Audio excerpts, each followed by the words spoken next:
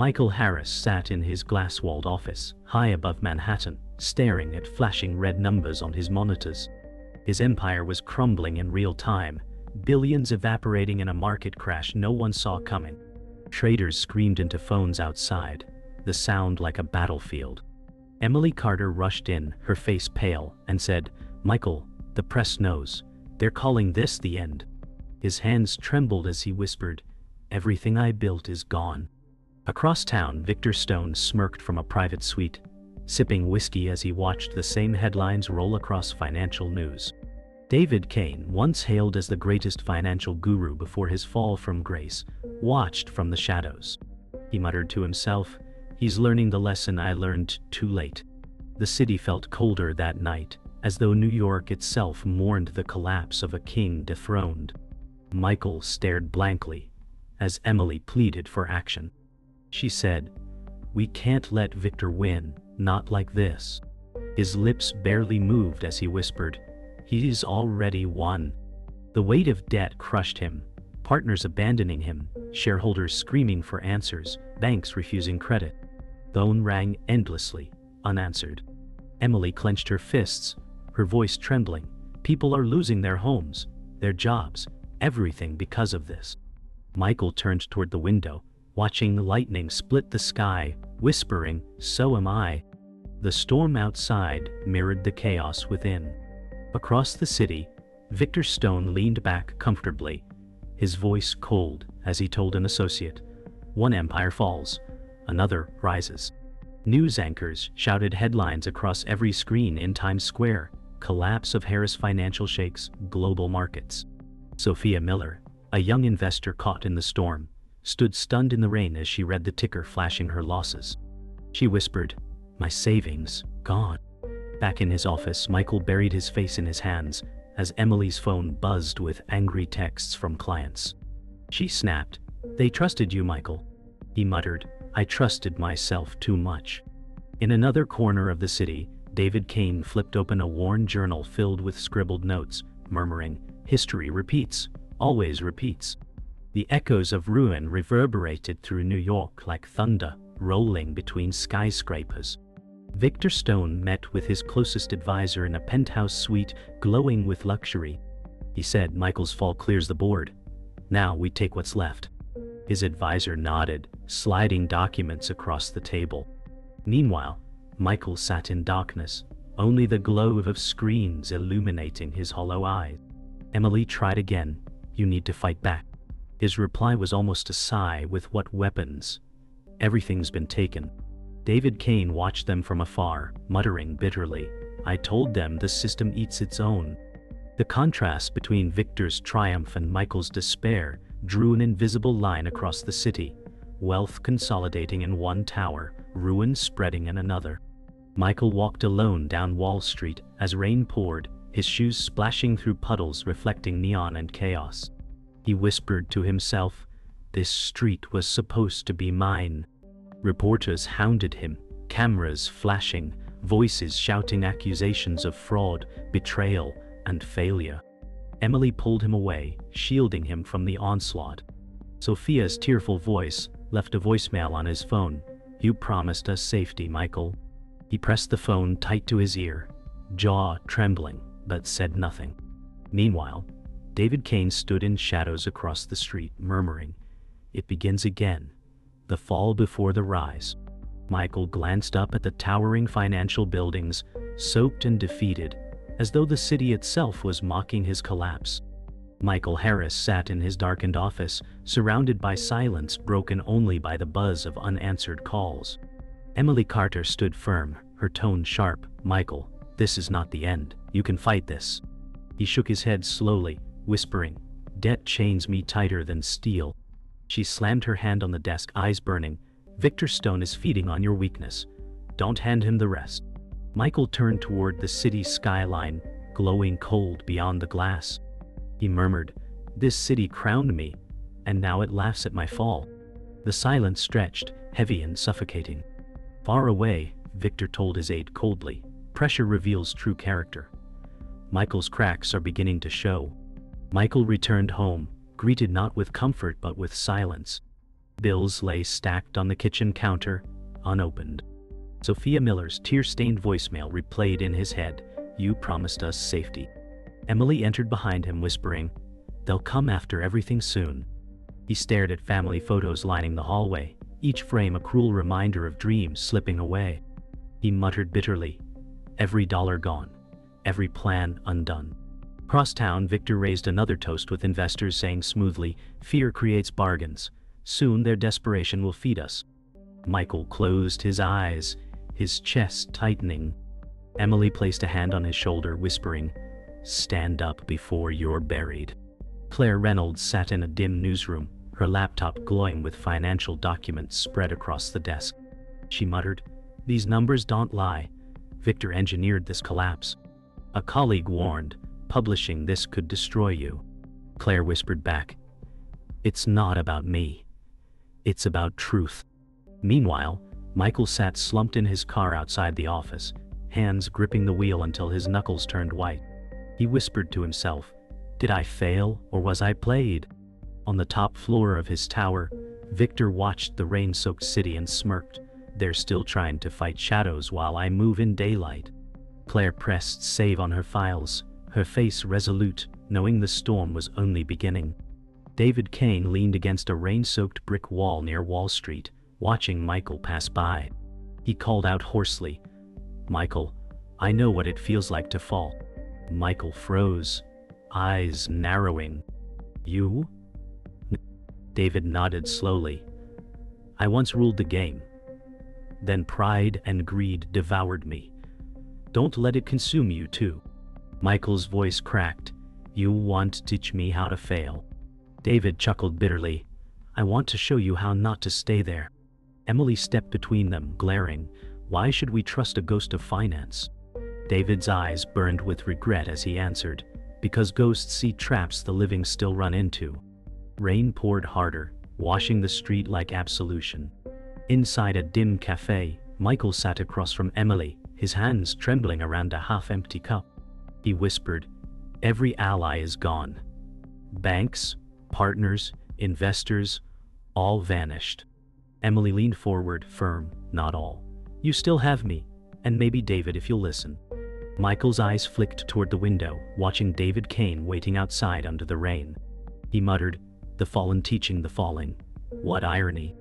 Emily's voice softened, "Redemption doesn't come clean, but it comes if you're willing to fight." Michael closed his eyes and exhaled shakily. Across town, Victor laughed on a call, his words chilling, "The game is mine, and Michael's last card will be his undoing." Michael Harris sat in the boardroom facing empty chairs where allies once sat. Emily Carter set down a folder thick with unpaid invoices, saying, "If we don't act, creditors will strip everything." Michael's eyes darkened. They already have. His phone vibrated with another rejection from the bank. He muttered, "They've turned me into a ghost." Emily leaned closer, whispering, "Victor Stone is pulling strings. He wants you isolated before he moves in." Michael clenched his fists, his voice shaking. "He's not taking what little remains." Across town, Victor told his attorney with cold precision, "Apply pressure. Push foreclosure notices faster. Break him before he breathes again." The war of numbers was becoming a war of survival. In a downtown cafe, Richard Cole leaned back in his chair, eyes sharp as he studied Michael. He said smoothly, "I'll fund you, but only if you give me majority control." Michael stiffened, muttering, "That's not partnership, that's surrender." Richard's smile widened, his tone dripping with charm. "Survival isn't free. You pay with power." Emily's jaw tightened as she glared at him, snapping, "You're circling like a vulture." Richard raised his glass casually, "Better a vulture than carrion." Michael stared into his untouched coffee, the weight of desperation heavy. Outside, rain streaked the windows as neon flickered across Richard's smug grin. The deal on the table was poison dressed as salvation. Claire Reynolds sat in her apartment surrounded by files, red string stretching across a corkboard of financial connections. She whispered, "It all ties back to Victor. Every collapse, every shadow deal." Her eyes flickered over a highlighted name, Harris Financial. She sighed. Michael, you're a pawn, not the player. She recorded a voice memo, her voice firm. Expose stone before more lives are crushed. At the same moment, Sophia Miller sat in her dim living room, bank notice in hand, tears falling as she whispered, "My future is gone." Claire looked out her rain-slicked window, whispering, "I can't let Victor win." She typed her first draft headline, "The Engineered Collapse." David Kane joined Michael in a quiet bar, the jukebox humming faintly. He muttered, "Richard's deals always come with shackles." Michael frowned. "And your advice? Fall like you did?" David smirked bitterly. "I fell because I thought I was untouchable. You can still choose differently." Michael stared into his drink, whispering, "Victor has stripped me bare." David's voice deepened. "Victor feeds on pride. If you want to win, cut deeper than him." Emily sat beside Michael, eyes narrowed at David. "And what's your price for this wisdom?" David raised his glass, his voice raw redemption. "Not for you. For me." The clink of glasses echoed like an omen. Late that night, Michael walked the empty trading floor, screens dark, desks abandoned. His footsteps echoed as he whispered, "This floor once roared with life. Now it's a graveyard." Emily followed him quietly, her voice soft. "Graves can bloom again if you fight." Michael paused at a desk with Sophia Miller's name tag still pinned. He whispered, "She trusted me, and I destroyed her." Emily touched his arm steady. "Victor destroyed her. You can still bring truth." Michael looked up at the skyline through glass walls, muttering, "If I fall again, it'll be fighting." Lights from Victor's tower burned in the distance like a challenge. The war had only begun. Michael Harris stormed into his office, drenched from the storm, only to find Emily Carter pacing nervously. She stammered, "Michael, you need to see this." She handed him papers showing Victor Stone's name buried in contracts tied to his company. Michael's voice broke. "He's been inside my walls the entire time." Emily whispered, "Your closest allies sold you out months ago." Michael slammed his fist on the glass desk, shards of despair cutting through his composure. Across the skyline, Victor raised a glass and muttered, "Control isn't taken, it's bought." The betrayal was deeper than Michael ever imagined, and every partnership he trusted now looked like a blade at his back. Claire Reynolds sat with a whistleblower in a dim parking garage, exchanging a flash drive. The man whispered, "Victor orchestrated every collapse. Michael was his pawn." Claire's breath caught. "This changes everything." She slipped the drive into her coat pocket, her pulse racing. Meanwhile, Michael sat alone, staring at his phone as Sophia Miller's desperate voicemail replayed again, her voice breaking. "You ruined me." He whispered, "No, Victor ruined us all." Claire typed furiously on her laptop, her headline now sharpened like a blade stone's shadow empire. The walls were closing in, but truth was finally breaking through the darkness. Michael confronted Emily in the office, his voice sharp. "Why didn't you see this coming?" Emily's eyes filled with anger. "Don't put this on me, Michael. You trusted the wrong people."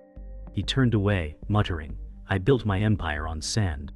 David Kane entered quietly, his voice gravelly. "Sand turns to quicksand when pride blinds you." Michael shot him a glare.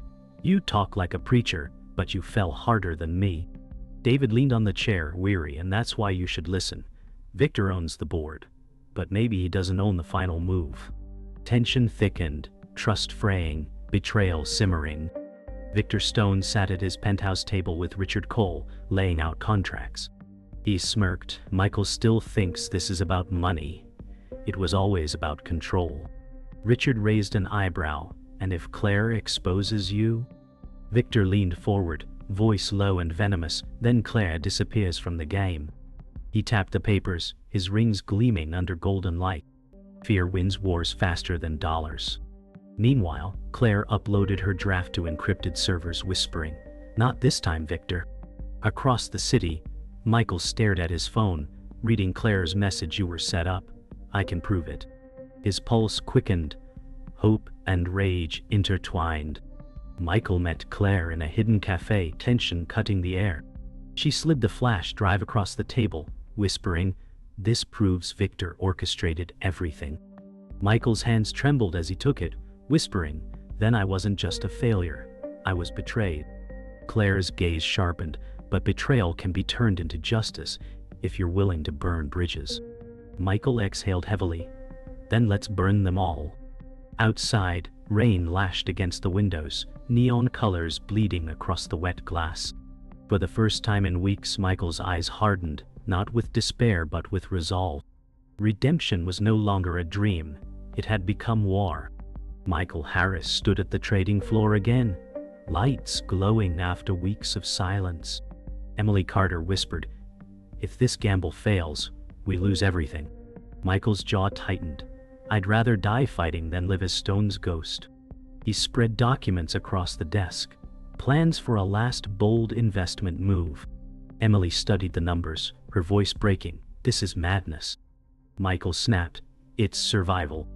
Across town, Victor Stone smiled as he read reports. He's going all in. Perfect. The desperate always destroy themselves. David Kane entered quietly, muttering, "A final hand can kill you or crown you. Don't misplay it." Michael's fists closed around the papers, eyes burning with fire. Michael met Richard Cole in a glass conference room. "I did the movie now." Richard smirked. "You're risking every dime you don't even have. My money, my terms." Michael glared. "Your terms are slavery." Richard leaned forward, voice dripping with menace. "Without me, you're already dead." Emily snapped, "He doesn't need vultures." Richard chuckled, "Then watch him bleed." Michael slammed his hand down. "Enough. I'll win without your leash." Richard leaned back, smug. "Then I'll enjoy watching you burn." The air turned icy as Michael stormed out, his fate no longer tied to Cole. Claire Reynolds sat in her newsroom, files scattered, as she called Michael. Her voice was steady. "I've got the proof. Victor engineered it all. Use it now." Michael's breathing grew heavier. "If I strike, I need to strike hard." Claire urged, "Truth is the only weapon Victor can't twist."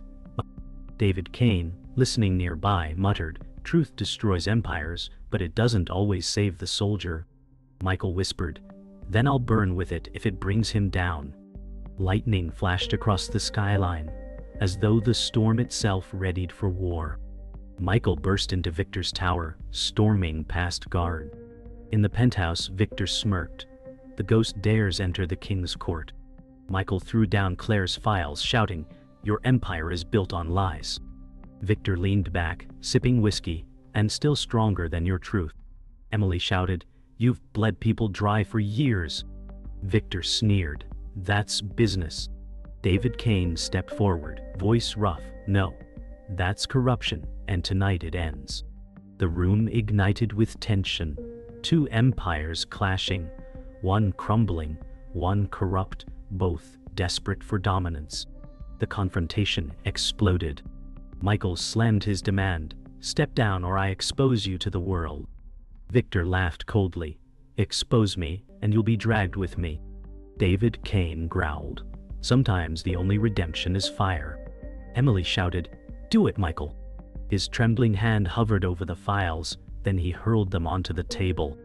Victor's smile faltered as Claire's proof spilled across the surface. Michael whispered, "I'd rather fall for truth than live in your lie." The storm outside roared, lightning igniting the skyline, as the gamble reached its breaking point. The files lay scattered across Victor Stone's penthouse table. Silence choked the room before Victor snarled, "You think paper will topple me?" Michael Harris stood firm, voice steady, "Not paper, truth." Victor's glass shattered against the wall, whiskey dripping like blood. Emily Carter pulled Michael back, hissing, "He's cornered and dangerous." David Kane muttered, "Empires rot from the inside. He's already finished." Victor slammed his fists, shouting, "I'll bury you all before I fall." Michael whispered, almost to himself, "Then you'll fall trying." The city outside pulsed with sirens, as if the world already sensed the collapse about to unfold. News exploded the next morning. Claire Reynolds' article hit every screen. Anchors declared, "Victor Stone implicated in engineered financial collapse." Crowds gathered in Times Square, pointing at the flashing screens. Michael stood in the shadows, his name tied to both ruin and whistleblowing. Emily whispered, "You're free of him, but not free of blame." Sophia Miller, watching from her small apartment, sobbed with relief yet shouted, "Justice doesn't bring back what I lost." David Kane muttered to Michael, "Redemption tastes bitter when the ruins still burn." Michael stared upward, whispering, "But at least the fire's not his anymore." Richard Cole slammed his office desk, hissing, "Stone's downfall drags us all down." His assistant muttered nervously, "Should we cut ties?" Richard growled, "Cut nothing. Profit from the ashes." Across town, Michael met Claire Reynolds in a cafe day. She said firmly, "Victor's empire is collapsing, but people still see you as complicit." Michael looked down, whispering, "Maybe I deserve that." Claire's voice softened, "Or maybe you can rebuild differently."